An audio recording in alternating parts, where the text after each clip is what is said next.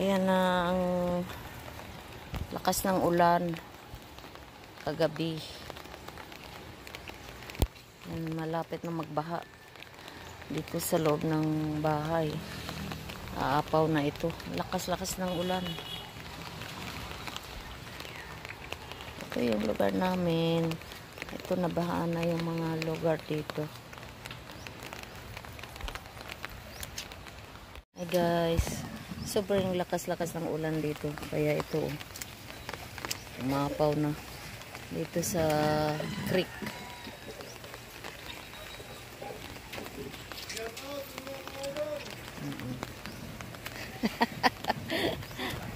Hello.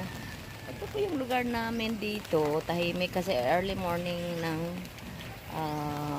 Miyerkules. Napakalakas ang ulan kagabi. Kaya ito, pag walang tao dito sa bahay namin ay nagbabaha. Ayan.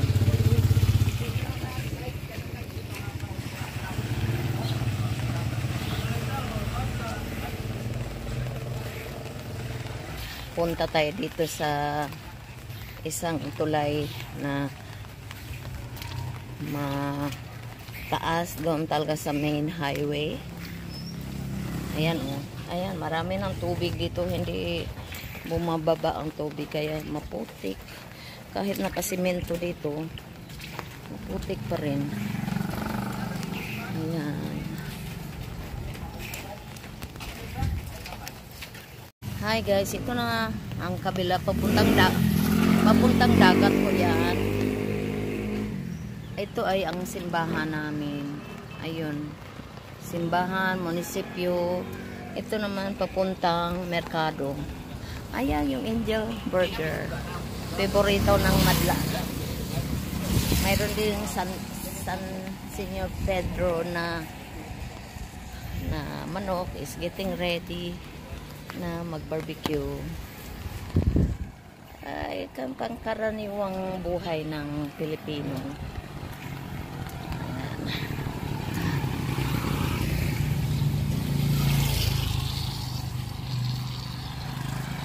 Ayan, nandito na po. Dito tayo, ito po yung tulay. Lakas-lakas ng agos ng tubig. Galing sa bukid po. Ayan. Ito na po yung ayan. Oh my gosh. Ano ba yung tubig na yan? Yan galing sa bundok. Ayan po yung bundok doon sa taas.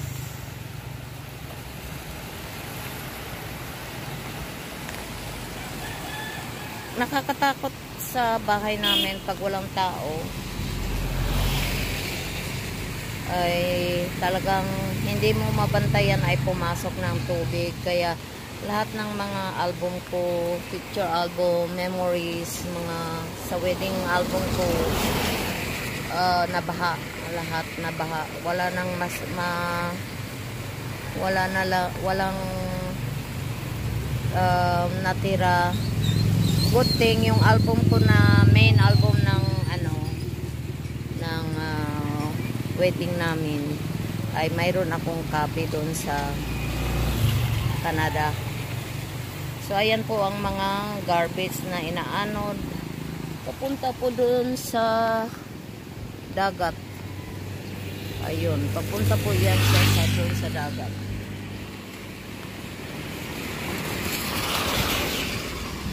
Dito po tayo, no? Ayan na po, inaanod. Ayan. Ayan, papunta po yan doon sa dagat. Baha na baha.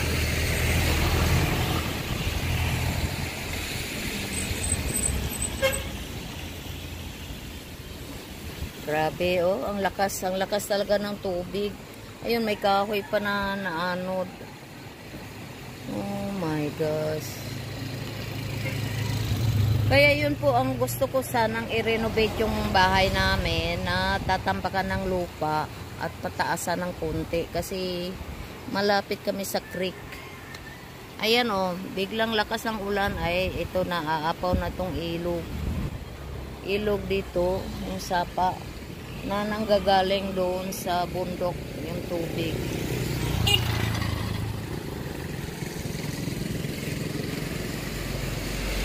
Plano ko pa man din maligo sa dagat ngayon. Kaso lang, ano na, nahaluan na ng dilaw na tubig. Galing bundok. Sige po. So, ganyan lang po ang update natin dito sa ating pag-video. Sa sobrang lakas po ng ulan ay muntik nang magbaha sa lugar namin. Pero doon sa looban ay nagbaha na po doon. Pumasok na ang mga tubig doon. Kasi mababa doon. Mababa din doon. Ayan po yung simbahan namin doon sa dulo. Maaga pa kasi ngayon dahil mga 7 lang yata.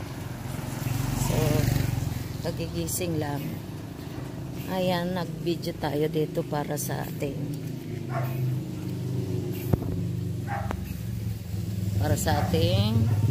premiere. O, sige po, thank you po.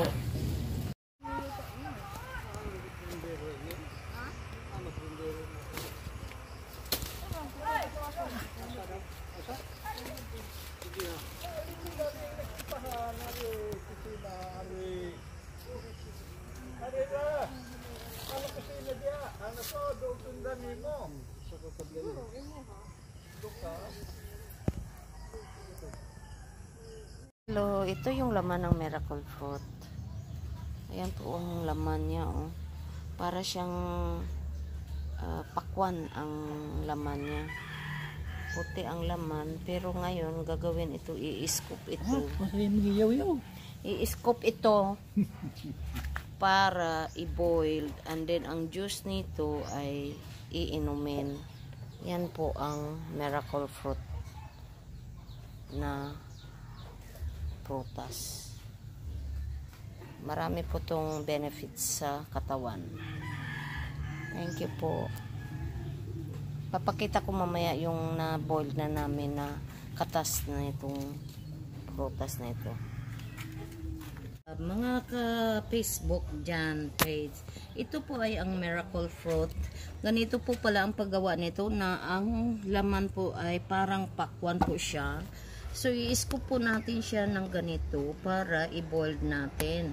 And then, ang katas nito ay yun ang iinumin natin. At marami pong benefits dito sa prutas na ito. So, ang laman nito ay hindi makain. Ang juice lang ang pwedeng inumin natin. Pero, maraming proseso po ito dahil pakuluan pa natin to at lutuin. Okay po. Thank you. Hello guys, ito po yung traditional way ng paano tayo magluluto nung kapanahunan at hanggang ngayon ay ginagawa pa rin natin ang cooking through to the kitchen, dirty kitchen, at using dried woods. At ito po ang traditional way ng mga Pilipino na nagluluto na hindi pa nauso ang shelling. Thank you po. Pinapakita lang po yan. Hello guys. Dito po natin niluluto yung ating dragon fruit. At it should be ready po ngayon dahil kanina pa ito napakuluan. Ito po, titingnan natin ang loob. Ayan po. Ayan na po ang result ng dragon fruit na in-scoop po natin kanina. Ayan. Ang nagiging itim po siya or purple yata. Ayan. Ayan ay palamigin po natin ito bago natin salain. We strain this, we squeeze the juice from the fruit. Ang juice po ay ating iinumin. Pwede rin ilagay sa frigidaire, palamigin para mas malalong malasa. But you can drink kung malamig-lamig na po siya. Marami pong healthy benefits dito sa dragon fruit na ito. Ayan po siya, oh. Ayan na. Nagiging purple po ang labas niya. Kanina white na white po siya. Nung pinakuluan na po natin, niluto, ay nagiging purple na po siya. Ang katas po nito ay yan po ang ating iinumin. At makikita nyo po mamaya, i-process natin sa strainer pag lumamig na po. Okay? Sige, see you later. Hello po, ito na po yung dragon fruit. It's ready for taking out the juice after mag-cool down po siya, no? Kasi kagagaling lang po dito sa kalan na mainit na mainit. Ayan po ang dragon fruit ng katas kaninang in-scoop natin doon sa kanyang shell. Okay, ayan po. Ito na po yung outcome ng pagluluto natin sa ating dragon fruit. Ayan na po siya, oh, para siyang dinuguan. Ang katas nito ay ating iinumin. Palamigin lang natin sa fridge at magiging mas masarap daw pag mas malamig kaysa yung regular na hindi malamig na juice. So, umpisan ko na po ito siyang i-strain. Ang laman nito, kagaya nito, pag matanggalan na natin ng juice, ay ilalagay na natin sa compose. And then, yung katas nito, like the water or the juice, yan ang ating inumin. Okay po, sige po, later again.